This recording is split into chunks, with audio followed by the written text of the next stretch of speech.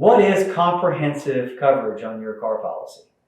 As we've talked about in other videos in this series, this Insurance 101 series, or Car Insurance 101 series, buying car insurance is not a one-size-fits-all. It's not a package deal where everybody gets the same thing. It's an a la carte kind of situation.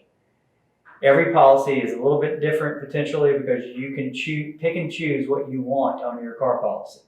Bells and whistles or no bells and whistles, right? The basic policy in Florida just has a $10,000 personal injury protection benefit, which is a medical benefit for you, the person buying the insurance.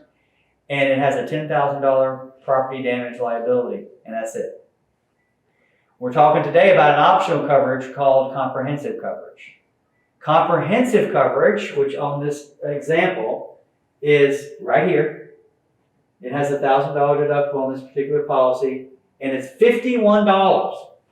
Look at that, $51. It's the cheapest one on this list. $51. So you may be thinking to yourself, what the heck do I need that for? That sounds like something I don't need.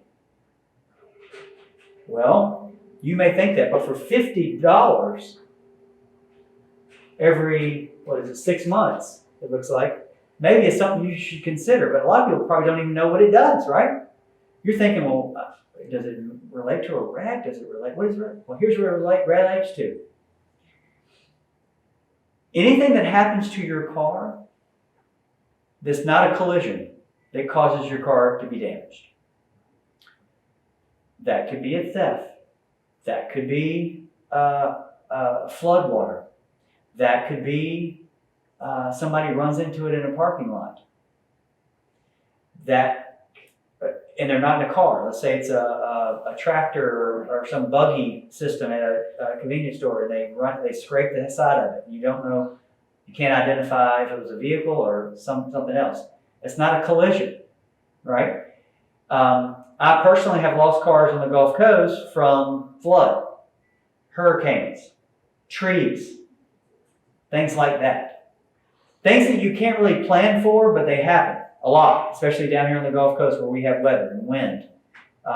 So comprehensive coverage is that coverage that you can purchase that anything happens to your car, excluding a collision with another vehicle, it will pay for your car in full.